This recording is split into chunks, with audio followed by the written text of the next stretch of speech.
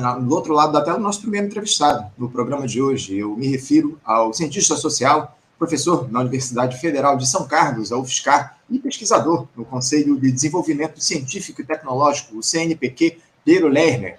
Pero Lerner, bom dia. Bom dia, Anderson. Obrigado por me chamar aí para essa manhã de quarta-feira, véspera de feriado. Vamos lá. Eu te agradeço, Pedro, por você se dispor aqui a conversar conosco mais uma vez. Com muita alegria a gente te recebe aqui no programa novamente, Pedro. E a gente queria tratar com você aí de alguns temas que estão no topo das prioridades aqui no nosso país, porque a conjuntura política nacional, Pedro, ela segue aí muito tensa nessa gestão do presidente Lula. Isso porque as eleições do ano passado não foram capazes de nos fazer superar esse caráter cada vez mais fisiológico do Congresso Nacional. Temos deputados e senadores altamente conservadores, empoderados pelos 4 anos de Jair Bolsonaro no Palácio do Planalto, sedentos por emendas liberadas pelo Executivo, combinado a essa grande aliança que impede avanços que não atendam à lógica do grande capital. Primeiro, Pierre, eu gostaria de uma análise sua para essas dificuldades que o Lula vem tendo para tocar a sua pauta diante de tantos interesses em jogo e também dessa figura chamada Arthur Lira, o presidente da Câmara, querendo comandar o poder político no país. Então, Anderson, eu acho que não se resume. O foco está muito centrado hoje em dia nessa discussão entre Lira e Lula, enfim, ou Congresso e Executivo, né? Evidentemente, isso é o que está mais aparecendo na imprensa, porque é o que está mais evidente. Mas, enfim, eu acho que a gente precisa pensar também, vamos dizer assim, numa outra face, né, da montagem geral do sistema de governo, né, e do Estado, que começou mais para trás, né? Então, a gente não pode esquecer que esse arranjo, em princípio, foi concebido, em primeiro lugar, pelo general Ramos, né? Quer dizer, ele que implantou esse sistema lá. E isso foi implantado, vamos dizer assim, foi lido, né, por um bom pedaço, enfim, de analistas, enfim, como uma cessão de poder ao Centrão naquela época. Eu não sei se você se lembra, né? Isso foi, vamos dizer assim, a grande manchete que pipocou em tudo quanto é canto, até aquela tiração de sarro do general Heleno, né? E se gritar, pega Centrão, e agora, enfim, Bolsonaro transferiu todo o poder para o Centrão. Mas tinha uma entrevista lá, que eu acho que o general Ramos mesmo deu, agora não lembro se foi para Isto É, ou para Veja, que eu achei muito significativo e que pouca gente deu bola. Quando ele foi perguntado justamente sobre isso, bom, vocês criticaram tanto o Centrão, e agora, como é que vocês respondem a essa cessão de poderes e a cessão de ministérios para o Centrão, etc. E tal?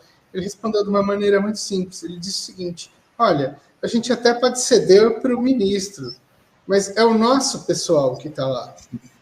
Vamos botar aí um negrito no nosso pessoal, né? Um negrito itálico, corpo 14. Né? O que significa isso? Né? De fato, o nosso pessoal ali, dele, né? No caso, militares, estavam ainda com o controle, vamos dizer assim, da máquina. E para quem iam, duas coisas, né? Para quem iam os recursos, né? E também como as informações sobre esses recursos eram absorvidas pelo nosso pessoal e centralizadas em algum lugar.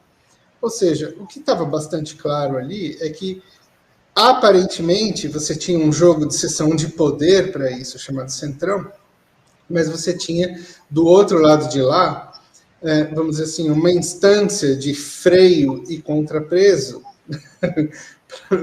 para usar um termo dos cientistas políticos aí, que era, vamos dizer assim, o fluxo de informações que parava na gaveta do GSI, coisa que ele certamente nunca abriu mão desde então. Isso a gente pode chegar lá depois, do porquê que é tão importante para eles, né, continuar centralizando o aparelho informacional na mão dos militares e não deixar isso, de novo, se esvair, vamos dizer assim, para a Casa Civil, ou deixar tudo sob controle da ABIN, etc. E tal, né? É muito importante para eles estarem no centro desse negócio. Então, o que existe já há algum tempo, que eu acho que deve ser levado em consideração, é o fato de que você tem essa disputa entre legislativo e executivo, mas tem dois outros poderes que ainda estão agindo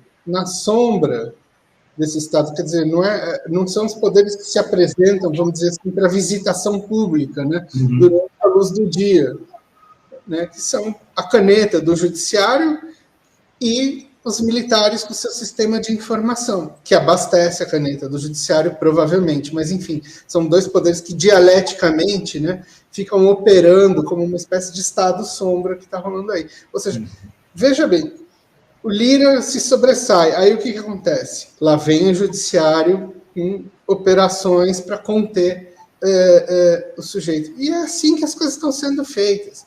Então, eu acho que a gente tem que analisar com cautela, vamos dizer assim, a potência do conflito entre Congresso e Lula, que eu não estou querendo menosprezar, de maneira alguma.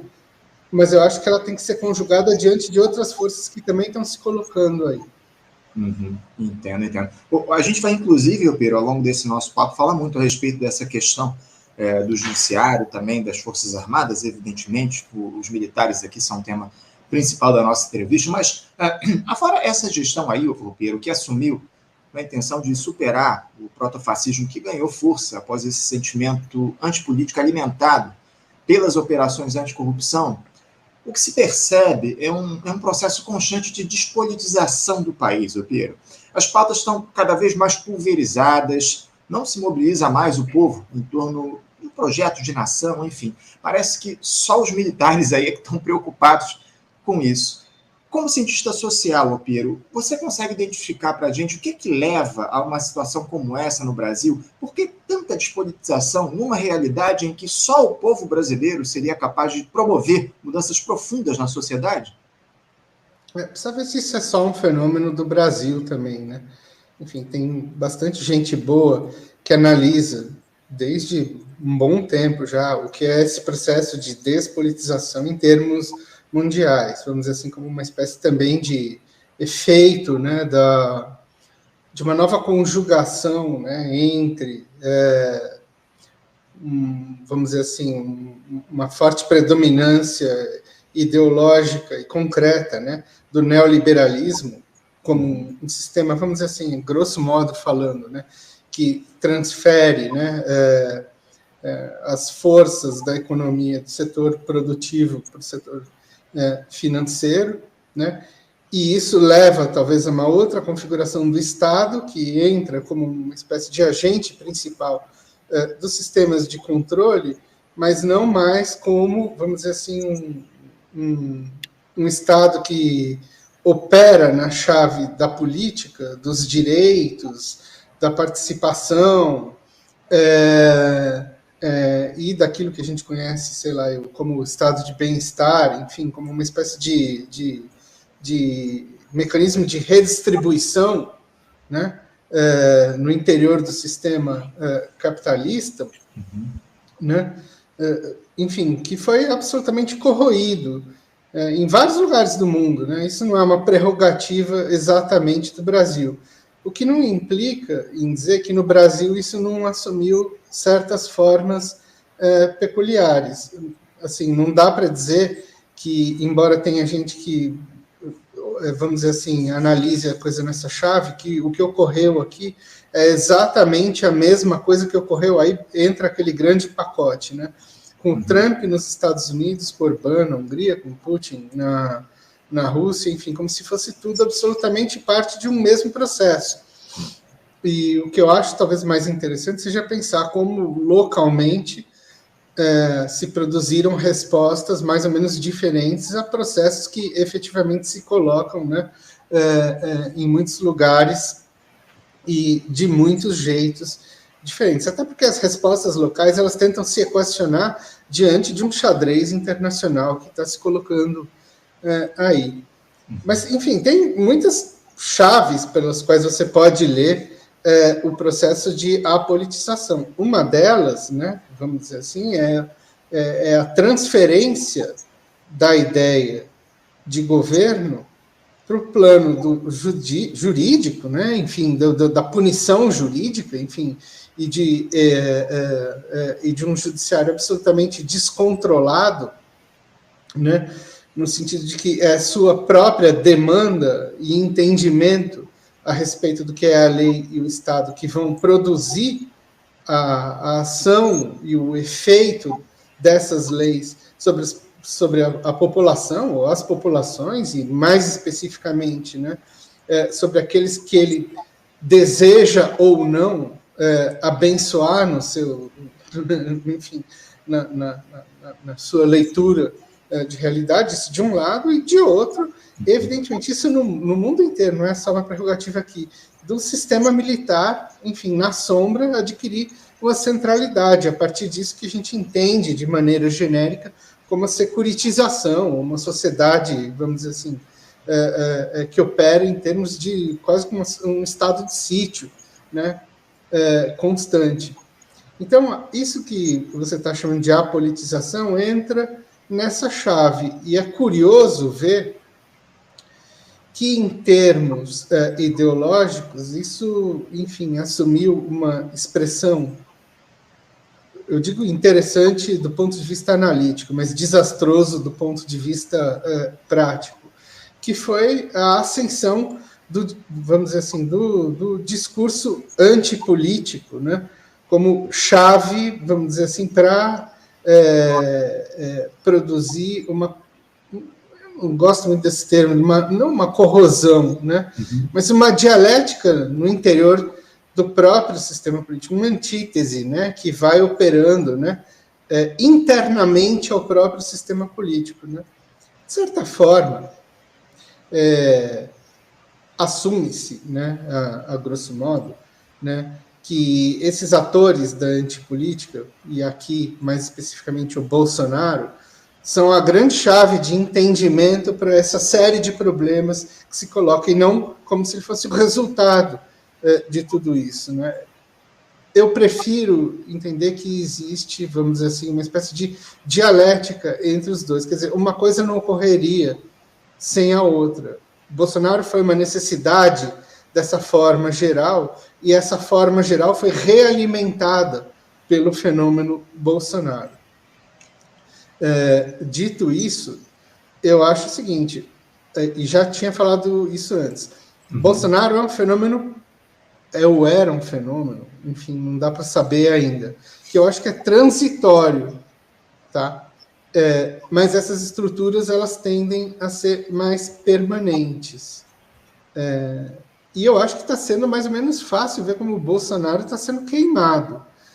E assim, o 8 de janeiro, para mim, foi uma grande operação de queimação dele. Talvez a pequena bomba de Hiroshima ainda, não a bomba de nêutrons. Talvez ela ainda venha, não sei. Ô Piero, eu queria te questionar a respeito do seguinte, você falou que aí essa operação para se queimar o Jair Bolsonaro, muito provavelmente ele deve ter aí os seus direitos políticos cassados pelo TSE nos próximos dias, enfim. Você vê uma figura já pronta ou em construção, capaz de substituir o Bolsonaro nessa lógica que está colocada, especialmente dos militares? Não, eu nem sei se eles precisam substituir o Bolsonaro. Eu não sei se basta, enfim, ter de novo uma direita mais tecnocrática, entendeu? Porque o que importa é você não desestabilizar esse sistema em que a toga e a espada, de fato, estão operando como os administradores, vamos dizer assim, do sistema político. Mas um administrador que opera em segundo plano. É isso que importa não desestabilizar. Né? De fato, uma vez que esse sistema encontra algum nível de acomodação, eu tenho a impressão que o surgimento desses tais líderes populistas é uma coisa incômoda para esse pessoal. Por quê? Porque você sempre corre o risco de perder o controle, a não ser que você tenha um controle total desses agentes, como era o caso do Bolsonaro, na minha opinião, né? Apesar de existir uma leitura de que o Bolsonaro era uma espécie de gênio que conseguia manipular todo mundo, né? Ele cooptou militares, ele produziu o Centrão, ele fazia de tudo, o projeto era dele, etc. e tal. Eu não vejo pessoa que tinha mais faca no pescoço e fio desencapado do que ele. Olha como está sendo fácil esses fios desencapados aparecerem agora, assim, nos últimos meses foram muitos, né? Assim, de joia deixada na Receita Federal, porque, assim, eles tinham um péssimo controle da burocracia, né? Eles faziam as coisas metendo os pés pelas mãos, eles tinham agentes duplos implantados com eles lá dentro, eu não tenho a menor dúvida, por exemplo, de que você tinha militares como o CID, Forças Especiais, operando ali justamente para produzir provas e contraprovas, entendeu? E deixar o jogo absolutamente instável, embora isso, claro, tenha prejudicado o próprio CID pessoalmente, mas você tem que ver também a posição do pai dele, né, nessa história ali, enfim, cheio também de ponta solta. Mas, enfim, mais ponta solta do que Bolsonaro e a família é impossível.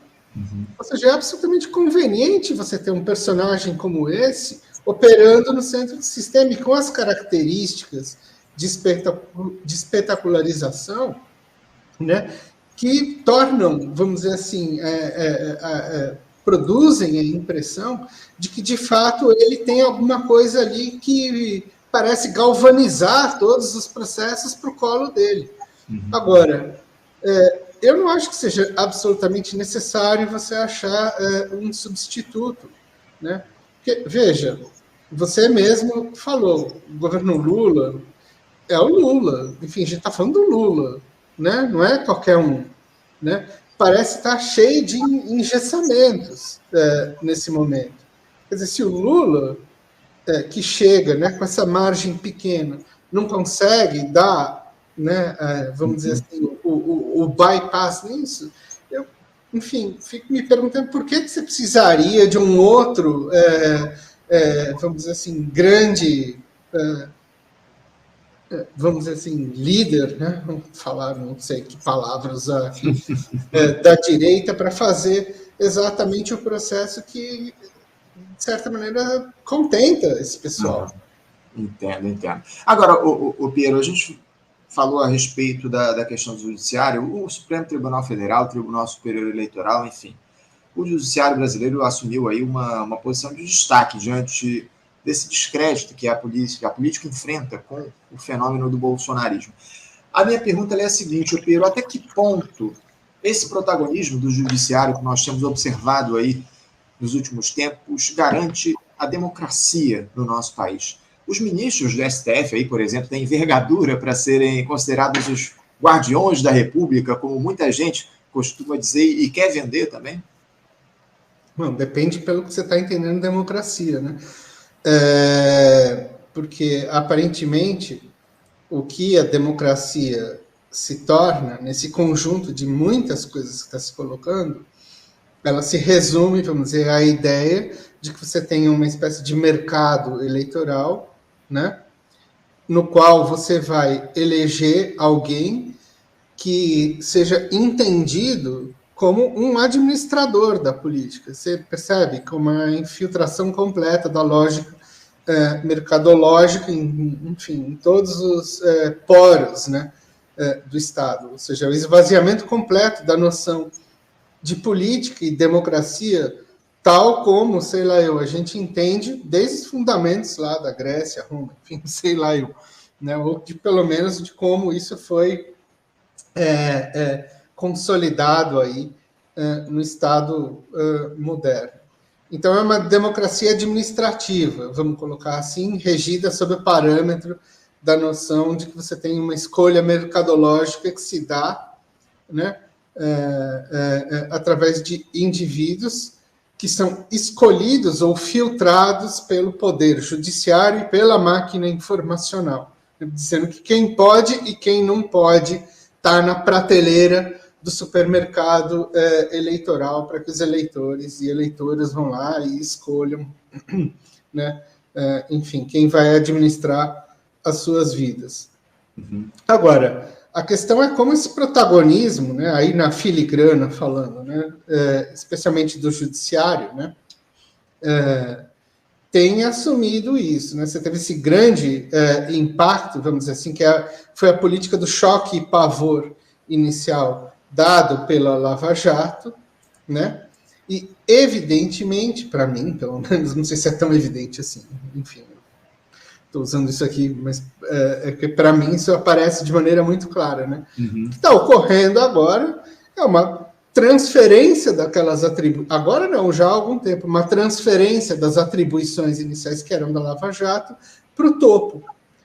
Então, eu acho que, em parte, a coisa de você estar queimando os lavajatistas iniciais, como está acontecendo, né, Moro, Dallagnol, etc. e tal, é porque isso ocorre concomitantemente a um processo de captura da judicialização da política, daquela instância de piso lá para o topo. Enfim, agora é o topo que diz que manda, né, que manda prender e manda soltar. Né? Vamos usar essa expressão. Então, eu acho que, em parte, as coisas estão sendo explicadas por aí. Né? Enfim, uma transferência de atribuições. Mas isso não diminuiu, de maneira nenhuma, né, vamos dizer assim, o nível de constrangimento que a política e a democracia têm sofrido pelas mãos do judiciário. Agora, ocorre um fenômeno absolutamente interessante. Por quê? Porque tudo isso está sendo feito, veja bem, com o aplauso da ideia de que esse pessoal está sendo o grande anteparo que garante a sobrevivência da democracia. E isso é feito, mais uma vez, pela conveniência em se achar de que eles estão contendo o homem-bomba Bolsonaro e os bolsonaristas, né, que, enfim, tanto nos ameaçaram, de fato ameaçaram. Não tem a menor dúvida sobre isso. Agora, é absolutamente notável, né, como a esquerda, que estava acuada pelo judiciário, em 5 minutos passou a estar acoplada a esse discurso do judiciário como o grande, vamos dizer assim, paladino, defensor das liberdades democráticas, e elegeu Alexandre de Moraes, vulgo Xandão, como seu herói libertador. Quer dizer, eu acho isso problemático, no mínimo.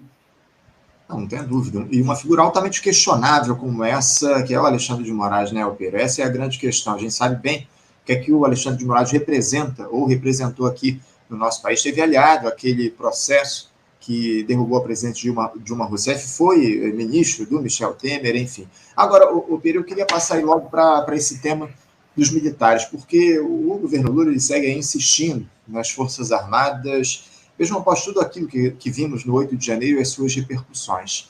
O presidente da República ele manteve a estrutura do Gabinete de Segurança Institucional, o GSI, dominada pelos militares, apostou novamente na conciliação, depois de tudo aquilo que veio à tona, praticamente não mexeu na estrutura das Forças Armadas. Como essa é a primeira vez que a gente conversa aqui no programa esse ano, Alpeiro, eu gostaria de uma avaliação sua para essas escolhas do Lula e principalmente as consequências que elas podem produzir a médio e longo prazo no país no que diz respeito às Forças Armadas, por favor. Em primeiro lugar, eu acho assim que o Lula está de mãos completamente atadas em relação aos militares. Ele não tem como lidar com isso. Ele não tem vamos dizer assim, nenhuma proposta contra-hegemônica, vamos dizer assim, que ele tenha feito para propor, vamos dizer assim, ao conjunto da população uma leitura diferente a respeito dos próprios militares, dado que, em grande parte, eles acabaram saindo vitoriosos ideologicamente, depois de todo o processo que eles mesmos participaram no governo Bolsonaro. E eu digo isso assim, mesmo sabendo que a avaliação deles próprios, quanto ao fato de que eles sofreram arranhões na opinião pública, mas veja bem o termo que é utilizado, arranhões, exatamente foram, vamos dizer assim, cortes superficiais, porque, no fim, tudo acabou sendo lido como se fosse o seguinte: Bolsonaro é que cooptou eles, e isso foi uma questão de atração pessoal, houve ali um problema, mas que foi reequacionado. Por quê? Porque acabou sendo dominante, né, a visão de que eles é que foram os personagens que barraram uma tentativa de golpe, bem entre aspas, aí, de Estado por parte de bolsonaristas. Mesmo tendo abrigado ali durante 70 dias debaixo do nariz deles, entendeu? E enfim, isso tá claro. Enfim, às vezes pipocam, né, uma ou outra reportagem que lembra desse assunto, né, como, por exemplo, teve ontem, né, uma matéria, acho que foi um vídeo feito pela Piauí, se não me engano, sobre a atuação das forças especiais, né, no planejamento e na execução, vamos dizer assim, da turba do 8 de janeiro, né? Coisas, aliás, que o Marcelo Pimentel já vem falando há muito tempo, desde antes do negócio acontecer. Aí aparece o vídeo. Ele falou aqui, enfim. Mas isso é absolutamente, como se diz o seguinte: você expõe esse negócio, mas do outro lado o volume de informações que aparece, por exemplo, na televisão, deles como sendo as pessoas que implodiram interna e externamente a tentativa de golpe, é muito maior. Então, o que fica no final? Aí você vê, por exemplo, uma entrevista que nem a do brigadeiro Joseli Camelo na CNN esses dias, né? O que ele falou? Olha, de fato houve esse problema, mas eu asseguro que agora estamos completamente restabelecidos diante da opinião pública. Por quê? Porque eles têm vários artifícios para lidar com isso. Inclusive esse, que é um artifício que a gente pode chamar de um artifício dialético, porque é plantado do lado de lá, que foi a conversão do campo bolsonarista ao antimilitarismo, como você pode ver, por exemplo, nas declarações do Ricardo Salles e do Van Hatten, naquela audiência que aconteceu na Comissão de Relações Exteriores e Defesa Nacional. Assim, metendo o pau nos militares. E aí você faz o quê com isso, né? Quando a extrema-direita começa a meter o pau nos militares, você joga, vamos dizer assim, a maior parte da opinião pública, a que está majoritária nesse momento, e a da esquerda, sobretudo, não que a majoritária seja a da esquerda, mas é a majoritária mais a da esquerda, no colo dos militares. Eles partem em defesa, por oposição, dizendo, não, calma lá, não é bem assim, a gente, enfim, precisa balizar o que foi a participação deles nesse processo todo. Olha, eu vi, gente, eu não vou citar aqui na imprensa, mas que é escolada, entendeu? Falando, não, como assim? Se esses caras estão falando isso, é sinal de que os militares implodiram o golpe na sua essência. E a quem interessa difundir a narrativa, de fato, de que teve uma tentativa efetiva de golpe ali. Quando o pessoal da direita fala, não, imagina, não teve golpe, quando o Mourão fala, aquilo não foi golpe, etc. e tal, né, evidentemente, o lado de lá vai dizer o seguinte, bom, se eles estão falando que não foi, a gente fala que foi. Eu preciso ver exatamente o que foi aquele negócio, para que serviu, a quem beneficiou.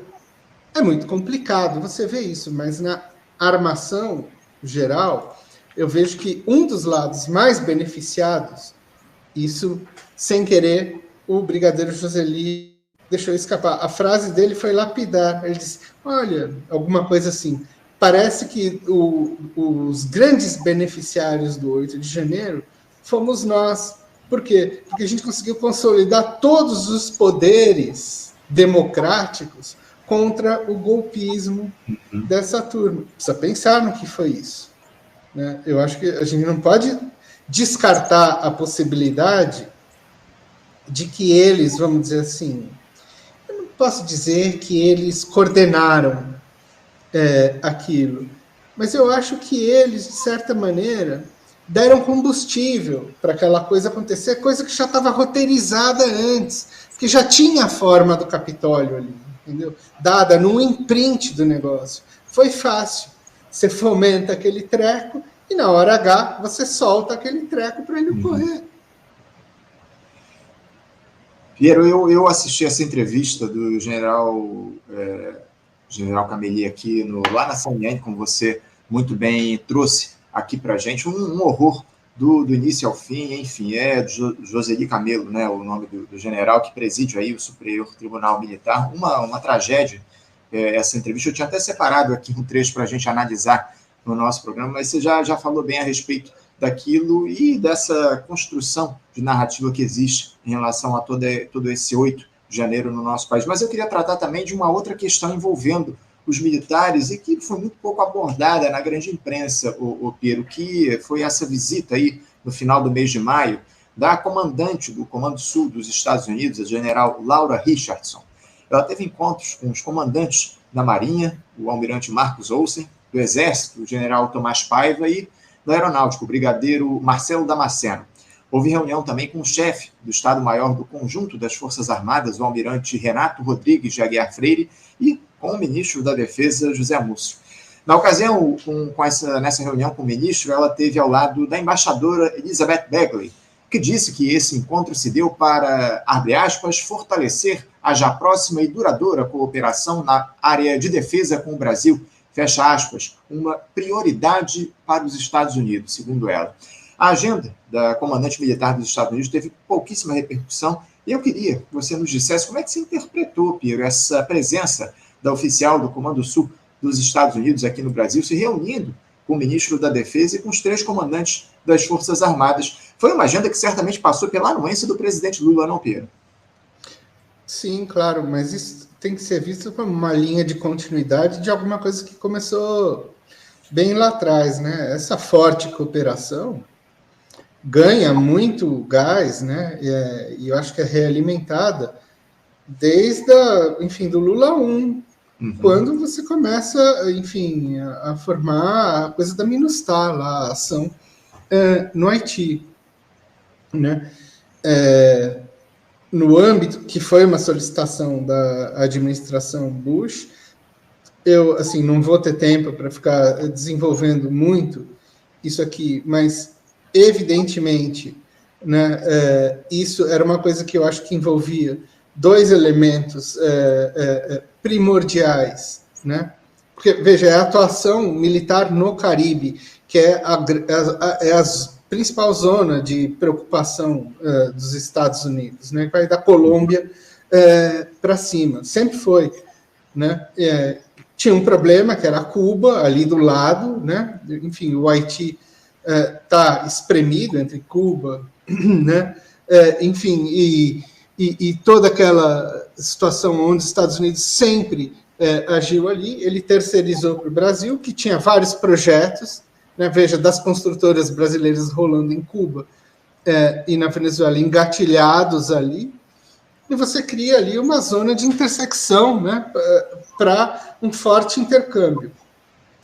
Desde o Haiti, teve uma geração de militares que começou, de fato, a fazer quase que, vamos dizer assim, espeta pendrive, entendeu? Na cabeça deles, o download de um novo tipo de doutrina que, enfim, começa a pipocar nos Estados Unidos a partir de 2001, né? Do 11 de setembro, mas também, principalmente, a partir de 2004, 2005 e tal. E isso vai ser, enfim, vai ter um efeito bumerangue, né? Para cá, para dentro. Essas cooperações existem há muito tempo. Tem aquilo que a Adriana Marques lembrou muito bem, que é a existência do escritório, Adriana Marques, que já teve aqui no programa também, que é o escritório de compras lá do Exército, e também tem da Marinha, enfim, que está lá em Washington, tem cargos lá. tem doutrina lá, tem um monte de coisas lá, e tem um general brasileiro no Comando Sul dos Estados Unidos. Enfim, essas intensificações de intercâmbio já existem há muito tempo. A imprensa deu quase como certo que foi o fato do Itamaraty / Lula terem demandado a presença de oficiais chineses, né, naquele... enfim, eu acho que era um exercício de instrução, ou num seminário, eu não lembro direito aqui agora, me deu um apagão aqui. Mas eu não acho que foi só isso, não. Né? Eu acho que cada vez que uma visita dessas acontece, tem um monte de coisa no subtexto que vai acontecendo. A gente pode ver também que foi muito importante a visita dela no Comando de Defesa Cibernética, porque essa talvez seja a grande questão que está se pondo. Veja, a gente começou falando de controle de informações e talvez vai terminar falando de controle de informações. O Comando de Defesa Cibernética no Brasil sempre foi muito sensível, vamos dizer assim, a colaborações com setores estrangeiros que se colocaram aqui. A primeira montagem dele se deu em parceria estreita com empresas israelenses. Né? Os programas mais sensíveis hoje são feitos num escudo de colaboração entre Brasil, Estados Unidos e Israel. Só que Israel e Estados Unidos também não são um mar de rosas ali na relação deles.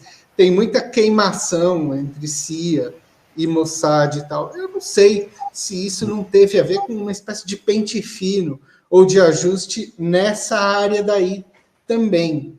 Quer dizer, a gente vê um lado desse negócio, mas precisa prestar atenção na filigrana, na pequena política que se faz nessas áreas também. Então, eu acho que ela ter visitado o Comando Cibernético é uma coisa que deve ficar, enfim, pelo menos elencada no meio dessa história da grande diplomacia, né? Porque, de fato, né, a embaixadora Begley, ela solicitou uma reunião com o Múcio, ministro da Defesa, tão logo a história dos chineses foi colocada pelo Itamaraty. Eu acho que tem isso sim, mas tem esse outro lado também. Sim, não, ainda mais nesse contexto de guerra híbrida que está colocado, né, Opera? A gente precisa prestar muito atenção em todos esses movimentos. Você acha que talvez essa visita dela, a estrutura de cibernética do país, de informações aqui do nosso país, ela pode ter um significado mais representativo que a gente vai observar ao longo dos próximos tempos? Como é que você vê isso nesse contexto que está colocado de guerra híbrida que eu citei? Eu acho que isso é o que a gente não vai observar, né? Assim, praticamente não se deu bola para essa história da visita dela, enfim, ao Comando Cyber, né? E, assim, quando você vê, abre qualquer página, a página do TRADOC, né, que é o Comando de Treinamento e Doutrina lá dos Estados Unidos, você vai ver que a coisa cibernética é 70% do que eles estão pensando. Assim, esse pessoal, assim, o cenário de guerra entre grandes potências, tal como eles estão elencando desde 2017, desde que mudou a estratégia nacional ali, que eles não estão mais querendo dar bola para contra-insurgência, né? Enfim, para esses grupos estão dirigindo o problema para o conflito entre Rússia e China. Eles dizem, olha, a gente não vai ter condição de enfiar exército convencional, nem disparar uma guerra nuclear contra esses atores. O lance é o seguinte, vamos resolver tudo onde? Em dois pontos, fritação de neurônio e outro que está associado a esse, que é a guerra cibernética, né? E isso inclui até, enfim, o espaço, né? Satélite, etc. e tal. Claro que eles vieram aqui para alguma coisa nesses termos. Quer dizer, esse é o espaço, vamos dizer assim, de batalha que vai começar a ocorrer daqui para frente. E quem está com eles nisso é o aliado, enfim, é aliado deles. Eles não vão deixar isso, eles não vão deixar os chineses se enfiarem dentro do campo estratégico da cibernética no Brasil. E é controle de informação. Isso tudo está muito conectado ali, né? Inclusive para fazer isso que a gente começou o programa aqui, que é a informação sobre quem pode e quem não pode participar da administração do sistema político. Porque tudo está lá, né? Você fica o dia inteiro com esse negocinho aqui, produzindo informação para esse pessoal. Então, assim, detalhe, né, Pedro? Eu acho que essa é a grande questão que se coloca em torno dessa discussão que a gente traz aqui. E a gente vai continuar muito atento aqui no programa todo, toda essa lógica, toda essa dinâmica da guerra híbrida, acima de tudo da questão dos militares aqui no nosso país. E a gente conta contigo aqui para a gente fazer essa análise no programa, Pedro. Eu quero agradecer muito a tua presença aqui. É sempre uma alegria te receber no Faixa Livre. Muito obrigado pela tua participação. Te desejo, acima de tudo, um ótimo feriado aí, que a gente em breve volta a conversar aqui no programa, Pedro. Um prazer, Anderson. Um ótimo feriado para todo mundo também. Obrigado, Pedro. Um abraço para você. Até a próxima. Conversamos aqui com Piero Lerner. Piero Lerner, que é cientista social, professor na Universidade Federal de São Carlos, a UFSCar, e pesquisador do Conselho de Desenvolvimento Científico e Tecnológico, o CNPq, tratou aí dessas questões importantíssimas relacionadas aos militares do nosso país, essa guerra híbrida, a questão da contra-informação, enfim, muito importante sempre a gente receber o Piero aqui no nosso programa. Primeira vez que ele conversa com a gente aqui esse ano, uma alegria tratar aqui com ele dessas questões. Bom, gente, antes de eu chamar nosso próximo entrevistado, que já nos aguarda do outro lado da tela, eu preciso fazer aquela lembrança que eu sempre faço. O Faixa Livre é um projeto de construção coletiva e que está no ar há 28 anos. E por isso é mais que fundamental o apoio de vocês, interespectadores, tanto compartilhando as nossas transmissões, seguindo as nossas redes sociais no Facebook, Twitter e Instagram, curtindo o nosso conteúdo e, principalmente, ajudando a financiar este projeto democrático em defesa da classe trabalhadora. Para isso, você pode contribuir de algumas maneiras aqui com o nosso programa. Você pode, primeiro, se tornar membro aqui do nosso canal no